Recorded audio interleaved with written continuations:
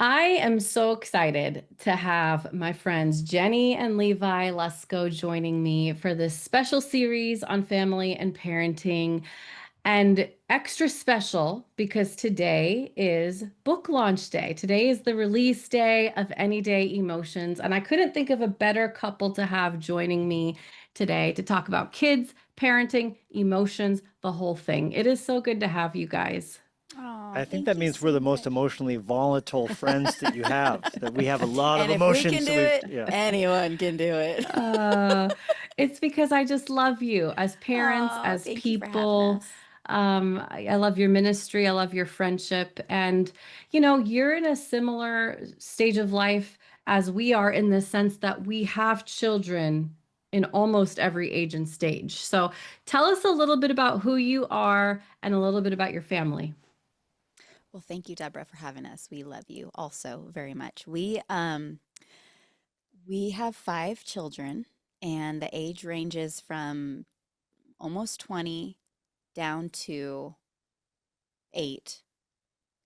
And we feel like we're learning still. Like we've we have one in college, which is It's actually cool. We have an elementary, a middle school, a high oh, school, and a a college. college, and in heaven. So literally, Wow. Wow. at this moment, it just occurred to me because Daisy's now a freshman, that we And literally, for the first time, have one in every single school institution that exists in Clover's eighth Right. grade. and heaven. That's middle school. Yeah, that's so The crazy. elementary, I junior, never high thought of school, that. college, heaven. There you go. The whole That's gamut, amazing. Deborah. We're in it. I know. I know. So we ours starts as a toddler. So we're still in preschool and then elementary school, middle school, high school. You'll get there then. That means you'll have the same spread we do. Yes, we'll eventually have one Yeah. in college. I mean, it's just kind of wild to think because every age and stage just requires something different, Yeah. Yeah. different needs, different developmental seasons. Okay, so those are your kids, and then tell us a little bit about your life. I mean, who are you guys? What do you do? Why do you have so many kids? Well, that's because this woman sitting to my left is so beautiful. That's why we have so many children, and And it's we live in and it's Montana. cold in the winter, so you have to stay warm Okay, somehow. that's what it This is. is how it happens. Wow. If she wasn't so beautiful, I'll tell you. But no, we've been married 21 years, Mm-hmm. going on 22 this April, Mm-hmm. and we live in Montana. We have a church that we get to lead and teach in and be a part of. We started this church 19 years ago, and we both write books. Jen and I love reading. We can't wait to read Any Day Emotions. I'm sure the copy we pre-ordered will be showing up any moment now. The ring camera will go off and we'll rejoice. Tabasco will start barking. Wow. And then, yeah, That is the we whole love reading, we story. love writing. We both teach and we lead together. We travel the world and are grateful to get to do that and speak at conferences and events and all sorts of different places Yeah. and things. So yeah. And Levi is an exceptional Bible teacher and preacher and writer and pastor. And God's really allowed us to get to travel as well as pastor a local church. And obviously, with that comes tension and adventure and wildness and beauty And uh, emotional and outbursts. I'm just talking about emotionalness. me. Well, and me, but it just there's a lot. God has Yeah. allowed us to carry a lot, and having kids in the midst of it, it's challenging and it's wonderful and And by it's in the midst of it, she means when we were married for 5 months. Yeah. Is eight that months. right? 8 months. Yeah, that's right. Wow. we were gonna wait. Unbelievable. We were gonna wait 5 years, You know, quote we unquote. thought we would just get 8 months of dinking. Other than that, we've been, just charging it ahead. Yeah. That's incredible. Okay, so child in each age and stage. You mentioned having a child in heaven. For those who don't know your story, can you just touch on that a little bit? Because I think that is part of what informs your parenting journey as well, and it's just a part of the timeline. So tell us a little bit about that. Yeah. So Jenny and I got married very young. I was 22. You were 23. I was 22 and you were 21. Okay. Even younger. We had dated for 6 months or 12 months, and then we're engaged 6 months, so 18 months altogether. Got Mhm. married, and like she said, we thought we would, have 5 years to kind of figure out all the other things. I mean, I was very new to ministry at the time. That first ministry job, Jenny was a waitress at the time, but ministry, always involved in ministry together. Yeah. And we got pregnant very, very young. And then we started the church not knowing we were pregnant with a second child. Mhm. Wow. So we moved to Montana to start this Bible study, which became Fresh Life in the ministries that we know of today, pregnant but not knowing it, with a little girl named Linya. And so she was born right as the church was really getting going, first Yeah. six The months, same year. same year. Fresh Life was born 2007, and then so And was she was Lenya. born 2007, yes, right. And at age 5, she went to be with Jesus after having an asthma attack 5 days before Christmas. So we were wrapping up Christmas presents, getting ready for service. I had just finished writing my Christmas sermon. Jenny and I went on a date night, and in the midst of the date, she had an asthma attack that ended up proving fatal. And she went home to be with Christ very unexpectedly, because dying of asthma is very abnormal. Mhm. Right. It was not like a long protracted illness. It was just a fluke asthma attack that triggered a cardiac event, and she just is in heaven. So we never had the Wow. chance to say goodbye. All of the grieving was on the back end. I think when someone dies slowly with, maybe Right. a disease, you get to do some grieving ahead of time. For us, there was the trauma, the shock, and And it we was were 5 days before Christmas, 2012. So all of that as and we had well. two babies still. We had a 1-year-old and an infant at that time. And so we were plunged into the depths of grief and trying to parent through it and navigate ministry and all of that. Just so unexpectedly, like I always describe it like a punch to the solar plexus, where you gasp for air. That's kind of how that felt for Yeah. us. Yeah. Yeah.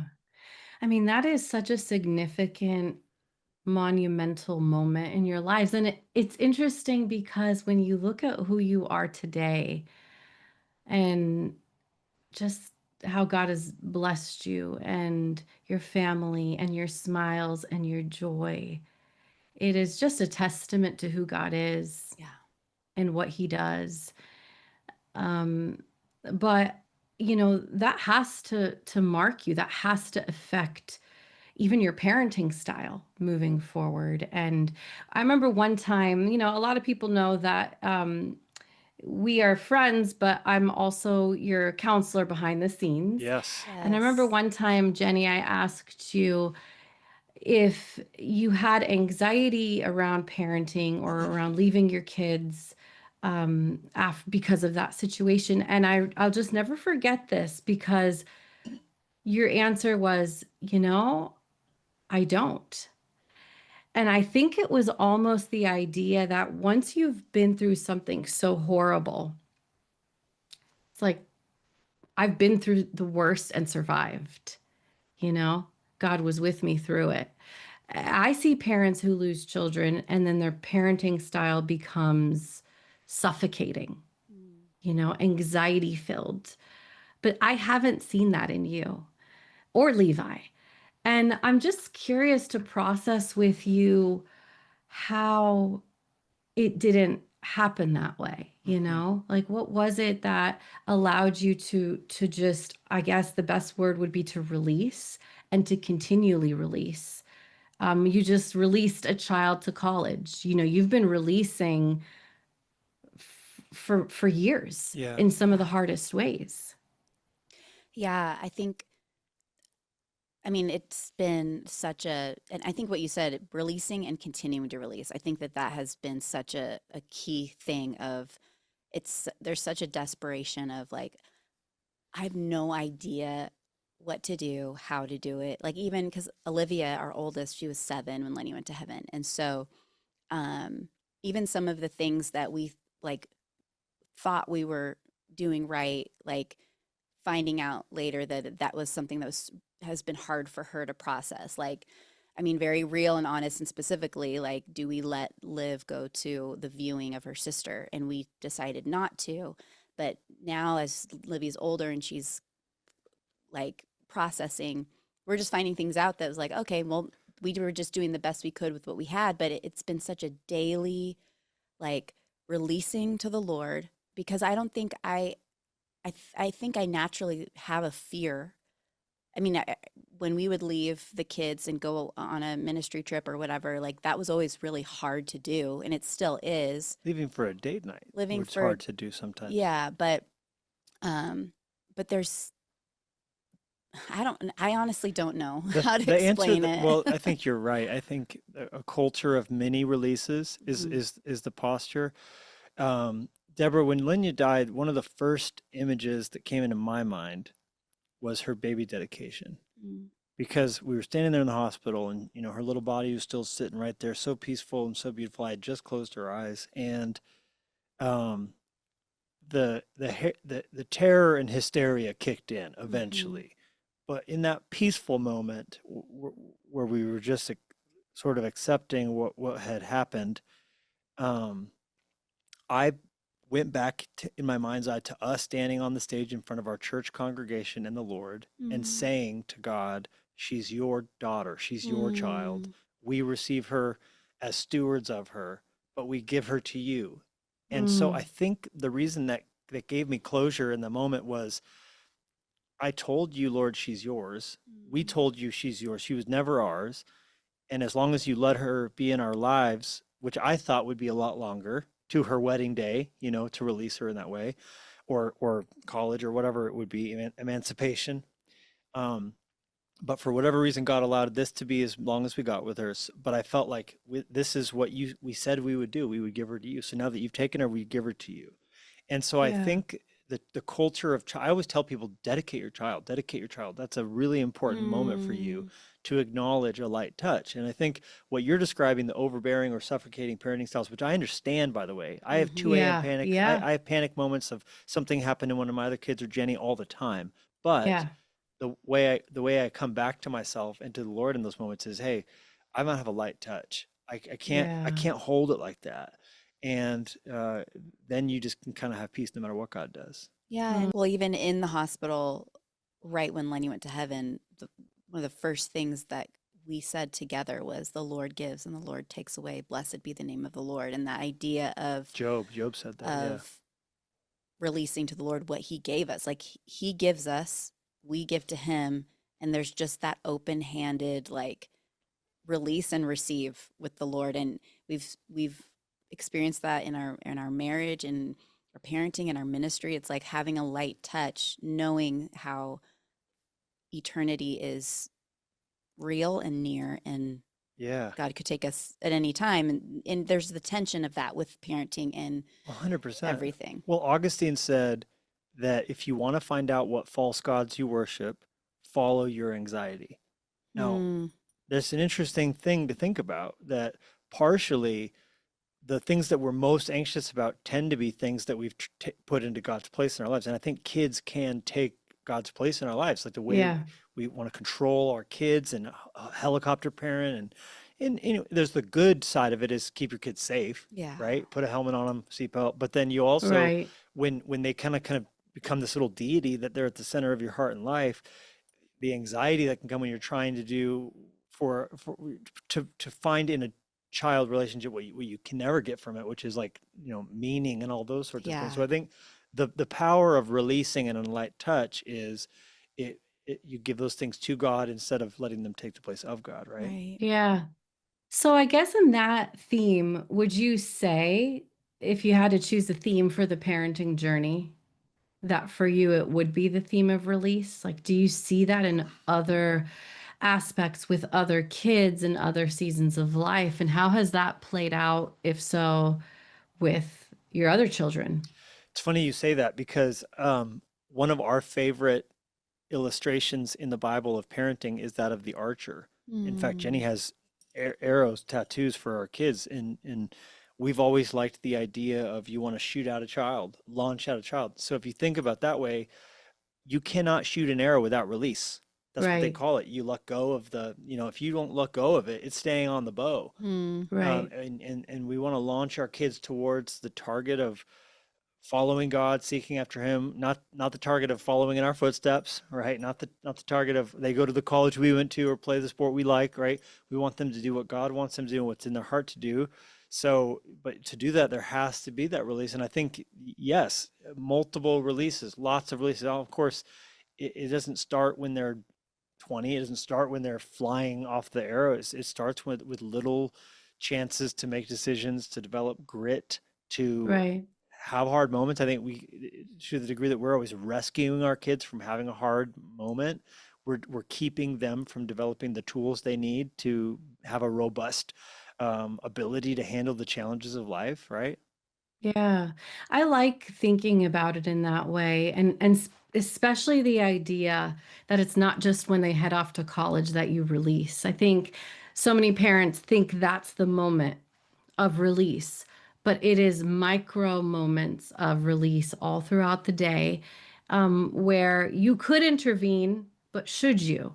You know, just because I can doesn't mean I should, and just making sure that we're in sync with the spirit of when we Mm, should get involved, when we should let them figure it out on their own. You know, just those daily decisions of releasing to God so that we're not helicopter parents. But at the same time, we're in tune to God and what He wants. And each child is so different. yeah. You know, like Yes. I've met your kids, you've met mine. It's like such, how are these the same? You know, I look at my kids, I'm like, how are you guys like genetically? The You're same so DNA. They different. got the same DNA, and it is very So unique. Yeah. different. It's unbelievable, but different releases for different children in different ways. Um, It's okay, true. It's so like dinosaur bones. I've always thought of like we're not putting the bones in the ground. We're just exposing what bones are there. yeah, And I'm not choosing if I'm an archaeologist, is this a Stegosaurus or a Tyrannosaurus or a Triceratops. I'm just trying to coax out what's there. And I So feel like good. with parenting, we're trying to figure out what did God put in you and how do I develop it and bring it out without harming it, right. but uniquely to the bones that I'm finding here versus any other bones, right? Yeah. And I think Yeah, also, along with release being kind of a theme, has also just been heaven minded. Like the the beauty of Lenya beating us to heaven is that our family is very aware that heaven is a place, and our kids know that Lenya is there, and it's not like maybe and what I don't know if she's what, but there have been very real conversations about what do we think Lenya is doing right now, and what does the Bible say about, and Levi's so good about like he's taught through like what happens when you die and your body and your spirit and everything, and I think the heaven mindedness in our family is so precious and so sweet. Yes, horrible and hard, but also there's an awareness. And even one of our things that we talk about often, because we do get to travel and God allows us to get to bring the gospel and message to around the world, like we tell our kids if we're separated, Meaning if one of us dies, meaning yes. if, yeah, if one of us goes to heaven, like our meetup point is heaven. And how do we get there? It's Jesus and belief in Jesus. And so there's just this real like mm, confidence in that, of just like, yeah, that this is hard, and we have Just some of our like you would kids make that a are, plan if you went to a theme park. Where do we meet up if yeah, we get right, separated? right. We have that. I think every family should have that plan, you yeah, know? yeah. Yeah, And so there's just there's an ease, and not that it's easy, but there's an right. ease to it, and a just a letting go. And I think like even Lenny went to heaven when she was, well, kind of in kindergarten. We were homeschooling, but she did some kindergarten, but also didn't do it. And so, but she went to heaven when she was 5. And so, um, even that, like that kind of was a gut punch of just like what really matters. Like, yes, obviously education does matter and it's important. And we want our kids to, like you said, Levi, following the spirit and what God has for them. But at the same time, it was like, man, the only thing that's really the most important thing is that our kids know Jesus. And Yeah, there was just it's a so season where true. even I'm more on the lazy side of life anyways. Like I will take the easier route or take the more restful route.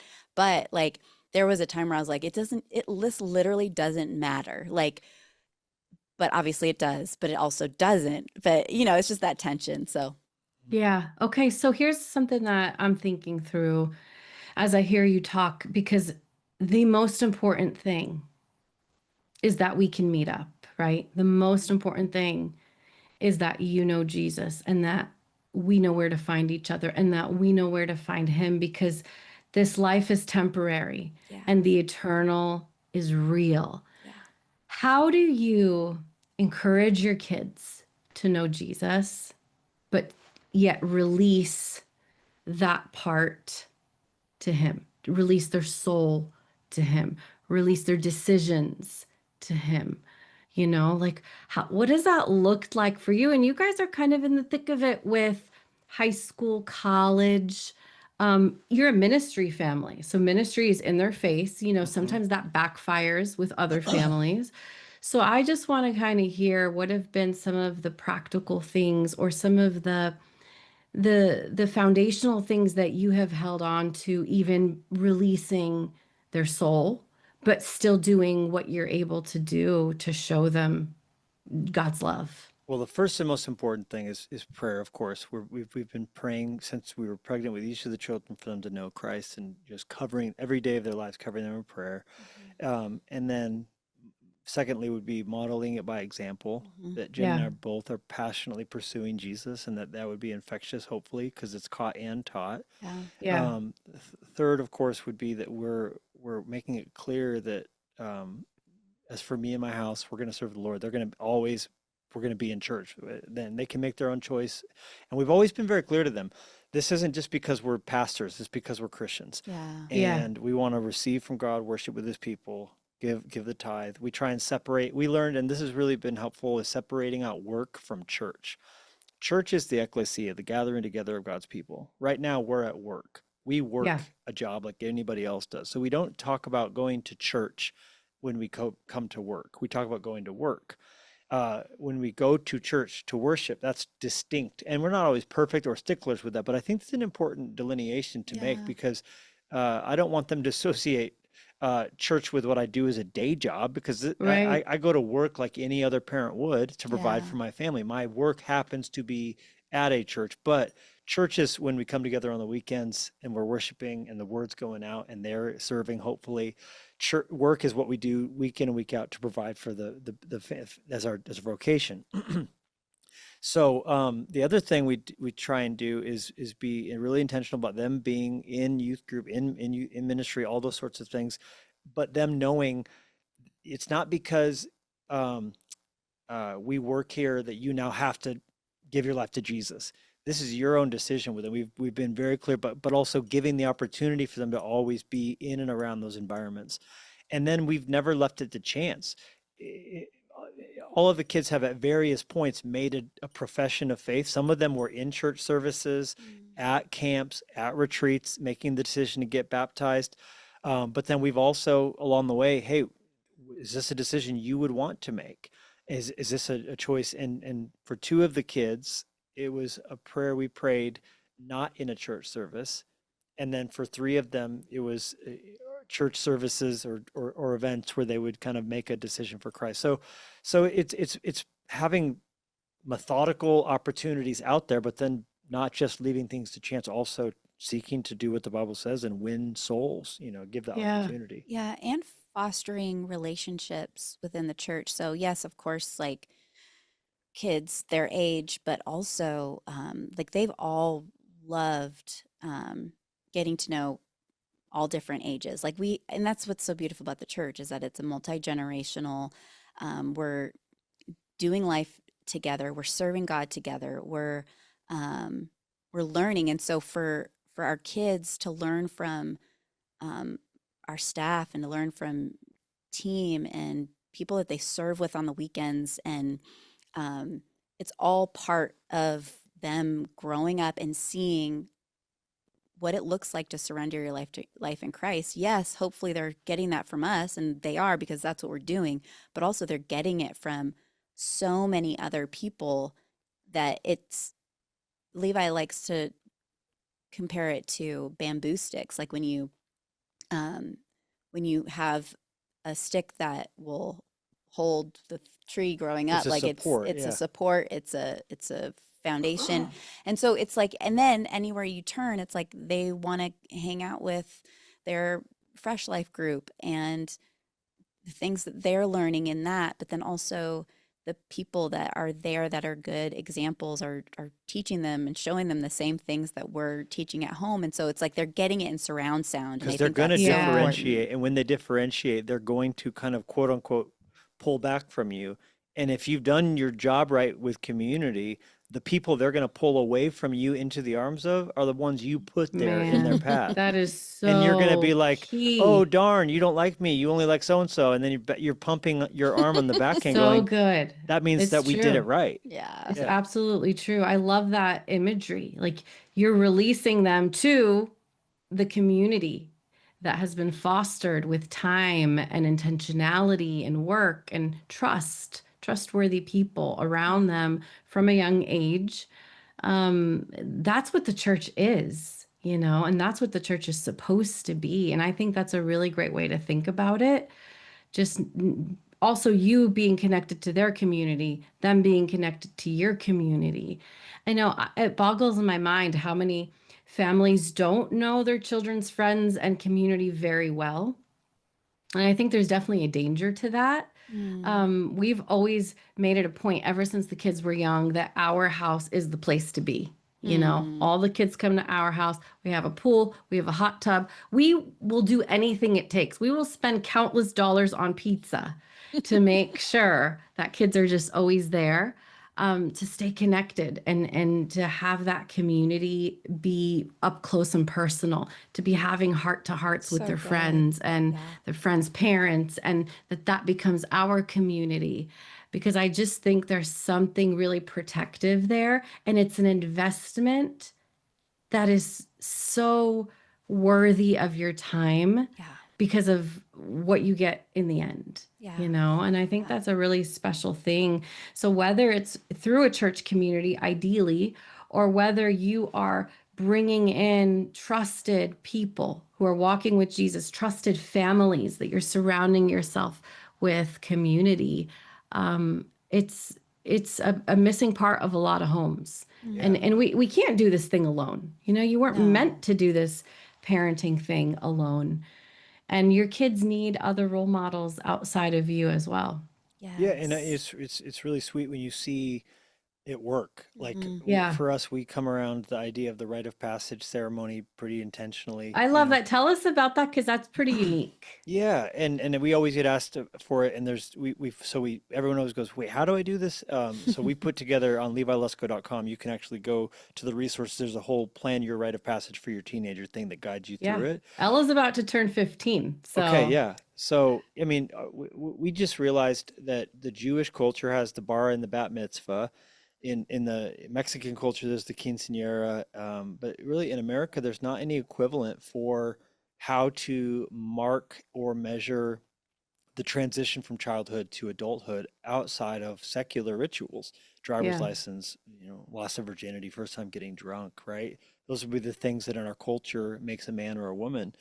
Um, Voting, right? Turning 18, like, but Prom. there's Hmm. prom, but there's not really a spiritual equivalent to say to your child, like, you're not an adult yet, but you're not a child anymore. You are in transition. Yeah. And so many cultures around the world do it better. But we wanted to make sure it wasn't accidental, that we spoke over our kids, hey, you're in this process of transition. We do it when they're 13 turning 14, but doing it better late than never. But something's better than nothing. Yeah. And we make a big kind of elaborate day of it, and they get to tell us who the voices are they're looking to, or they respect, and they get invited to be a part of it. There's laying on of hands and praying and just saying, hey, this is a different thing for you. We're going to see you differently. We're beginning to see you in the eyes of your community as less of a child and more of an adult. Mm. And we Yeah. just want to speak over that. And there's challenges, for each kid it's different how we shaped it. But they have to do things that kind of speak of values we hope they've received from us. So like going into a grocery store, buying a cart of groceries for a stranger, to teach compassion, eternity being a part of it. Lenya's a part of it. They each spend time alone at her grave, kind of and we give a gift to them from her. For Daisy, it was a zip line. It's all different, but it ends with us, praying. So the point is, they can never look back and go, no one told me I was a woman. No one told me, and we've watched the different stature, the way they hold themselves and carry themselves, the Yeah. confidence they have, and then just even the way they're seen differently in the eyes of the community. And Daisy, I didn't even tell you this. We were hiking the other day, and someone asked her, what was one of the most impactful things that's happened to you? And she talked about one of the statements that one of the women had spoken over her, because each of the Oh, people who come to that last party, they Yeah. have a moment alone with Daisy or with That's Livy or amazing. I whoever love to that. say something they wish they would have known turning 14, something that they, from their perspective, and we don't know entirely what's been said, Right. it's confidential, but she said something one of them had said she thinks about all the time, and it was just something that's really wow. marked her. So anyhow, that's That's part of amazing. how we approach that transition. I love that. I love that you honor the different ages and stages. Has there been a stage that's been a little harder for you as you look back at all the different ages and stages? Female puberty, for sure. There That in was a quick every, answer. Well, yes, I'm we're a three-peat, so three I've got scars for all of them. and a wife, so Whew. Um, Female emotions I have a respect for them like the ocean. Oh, Don't good, turn because your we're going back to on talk about emotions. don't turn your back on the ocean. Don't you dare turn your back on female emotion. You will get taken out by a tsunami. it's real. But Uh, yes, that's a whole other conversation. But I honestly, I feel like every season there's been like really hard things. Like I think of when they were babies and like nursing and babyhood and like that's hard. And I Nipples are do on fire, right? oh, That it's season. real. It's just so real. Everything just hurts. But everything.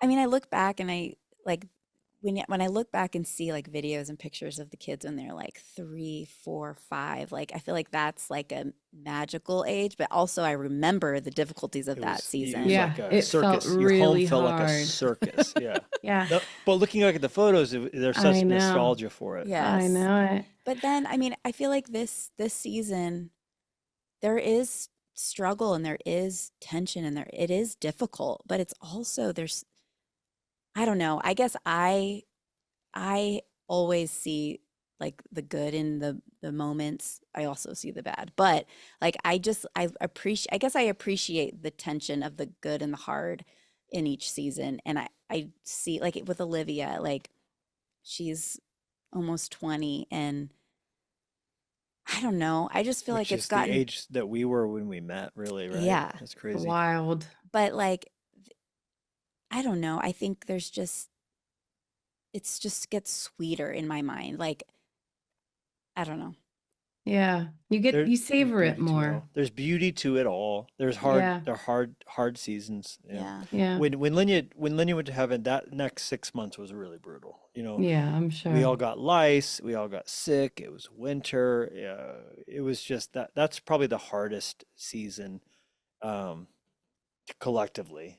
Yeah. But Yeah, But understandably so. then there's the daily difficulty, like trying to navigate and like you said earlier, like navigating each kid in their season that they're in, and it's not always going to be that way. And so it's like the other day I was driving on this like dirt road and there were so many potholes and like I couldn't just drive over it normal like I would on a normal road. Like I had to slow down and there were parts where I could speed up a little bit, but I just had to navigate and like really be aware of the road conditions. And I felt like God was just telling me like this is how we have to approach well any relationship, but specifically I was praying for my kids and I felt like he was saying like this is how you approach parenting. Like it's just going to be like as you go, you're going to have to slow down for some things and you're going to have to like take it easy around this turn. You're going to have to like navigate and whatever. And I feel like that is every day. So like today it's like, okay, how do I deal with Lennox in the season that he's in the like he loves watching shows. He loves doing these things. Like, how can I like discipline when he's not listening? How can, and it's just, I almost feel like every day has just new uh difficulties. And so there's again that daily release of like, okay, God, I need you today Yeah. because I don't know how to face today. Because yes, yesterday was great and we got through stuff, but today is totally different. And I just want to be ready and Well, prepared that's for because any. yesterday I was out of town, so that's why yesterday was so great. But no, like it's just a daily thing, honestly, the daily Yeah, release. it So really is with each kid, and it looks so different. Okay, so you mentioned female emotions. So in our family, it's the males. It's the Levi, you're male not going to emotion. believe that. It's the male emotions. The that's three real. boys have so many more emotions than the eldest daughter presents. Not that she doesn't have emotions, Yeah. she just has a little bit more control, a little bit more poise. And it's the boys who are like emotions all over the place.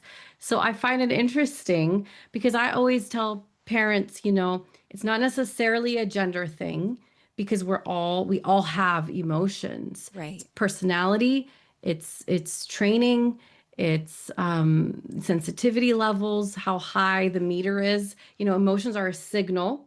Some people's signal is way too loud and others is way too quiet. But when we can get it just right, we can respond to the signal in the way that God wants us to. We can connect with people, connect with ourselves.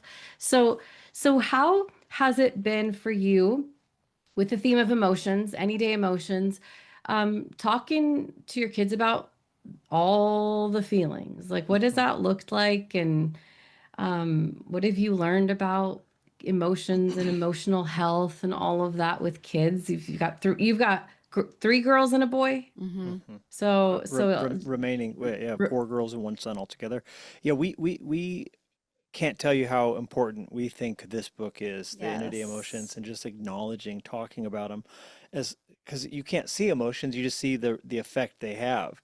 And so yeah, sometimes we just end up dealing with the fruit and not the root, and just Mm, dealing with the behavior and not dealing with what's driving it. So the more you have conversation and awareness of what's going on below the surface that's causing all of this, I think the more powerful it becomes.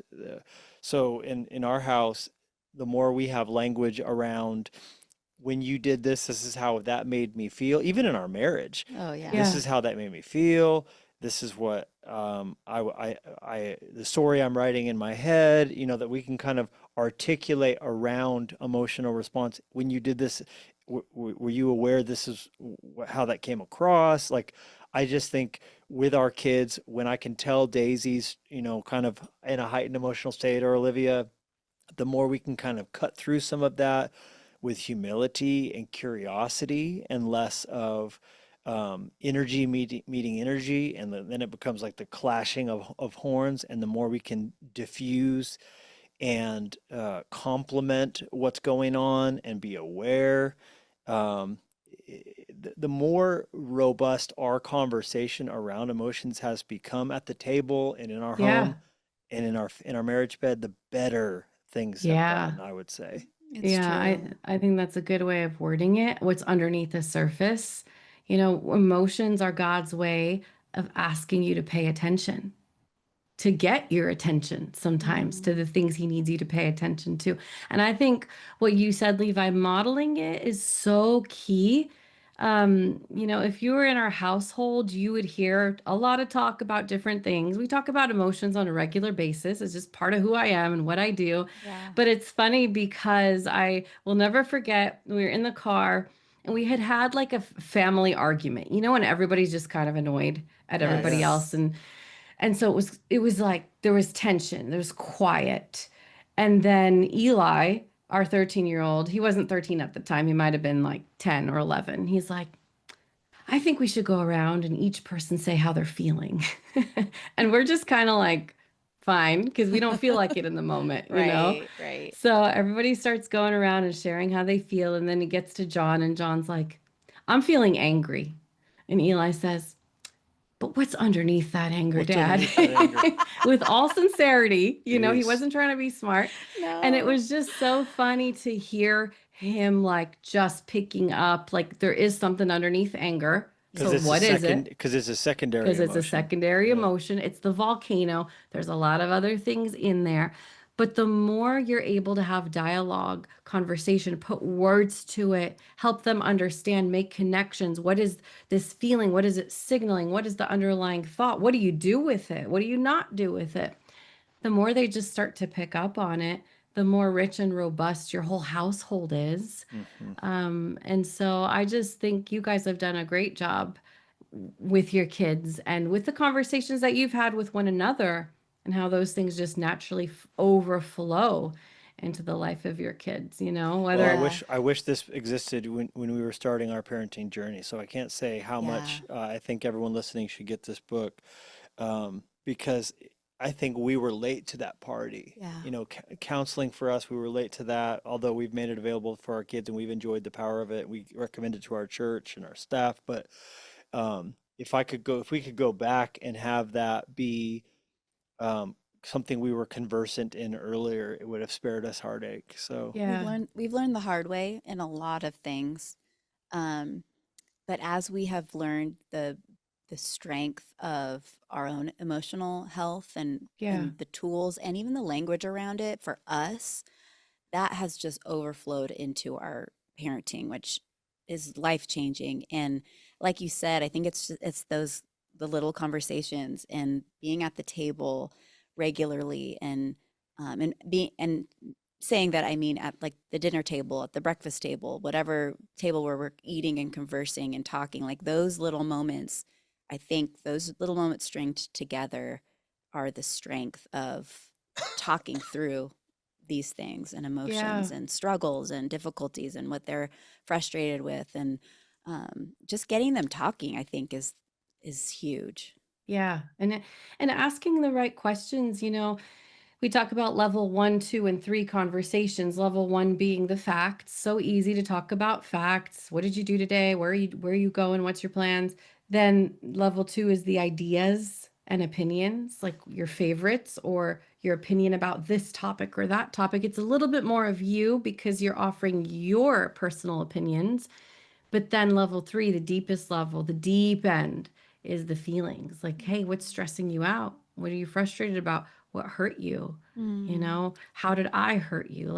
Let's talk about these things and learning to ask open-ended questions, learning to share ourselves, yeah. which is a learning curve for so many parents. And honestly, for a lot of parents, it starts with personal emotional health because it's like, well, I've never had these conversations Yeah. growing up. Right. I would add Right. to that, um, also being comfortable with level 3, probably never gonna pop up when you want it to. Hmm. I would Like agree with when you would that. initiate, when it's your time on paper for a It's good so talk, true. I you would know, totally it's agree gonna with be that. they plop down on your bed at midnight when you're exhausted and it's like, I'm ready to go to bed, but they're actually opening up now. Hey, Right, take it when they're talking. Take it when right. it's like in It's good, Vietnam, they used to Levi. say, smoke it when you got it. It's like if your kid's talking, let go with it, and it's not when you set aside, now we are going to speak Yeah, about emotions. Right. They'll just clam up and go good, but when they start talking on their time, go with it. you're absolutely It's right. good. That's a It's really good. good point because it's not always when you expect it to be. Not when you But schedule the heart to heart. exactly. Yeah. But when you're in tune, and you look for those opportunities and I pray and ask God, ask the Holy Spirit to help Yeah. you be aware of those opportunities and then lean right into them and see what happens. It's life Yeah. changing, it's It really relationship is. changing. Yep. Nothing connects you to your children like emotions can. Mhm. And the relationship is what keeps them going in the direction that they're supposed to be going. There's those strings of relationship that you might not always have control, but if you have emotional connection, you will always have influence. Great. And that's really Mm, what matters. So so good. I love this. I love you guys and all that you're doing. Thank you so much for jumping on this call and On talking release through day, I know. We're congratulations. emotions so on excited for release you. day. This is Hey, if I had amazing. an air horn, I'd honk it right now. Sorry, Well, that's I'm how I kind of come around glad you the don't. celebration. Instead, you got us impersonating it, which is exactly what you wanted. I'd rather some confetti. Ah, yes, that Any does feel Oh, more any celebratory. confetti somewhere around? Festive. That feels very festive. no. We used to Jenny, you have don't someone who carry worked in our confetti in your office. pocket? We used to have someone who worked in our office who always kept a can of confetti, like It was popped like a confetti, little, it was a little, it almost looked like a tea whenever bag. she needed it. She was ready. And you And just kind of like let it go and sadly, it she would. quit, so we don't have any confetti. She's gone. She We gone. need to replace She's the gone. We need confetti a new confetti girl. person That's stat. for We sure. do. Oh, she's ready to celebrate at all times. Okay, so Levi, I think I want to mention that we both have books coming out in October because my son, Ezzy, has loved your devotions and he's 9 going on 10. When we came out to Fresh Life the weekend that I spoke, he brought his book He sure in did. his book bag, the hardcover book, That's a brought labor of it to love. That Levi is. to ask for your autograph Oh. and just your blessing over him. So tell us a little bit about what's coming up. People need more good children's Well, I books. It's love it true. because the Everyday Emotions is 5 to 8. You said is the age Yeah. range. Okay, yeah. Yep.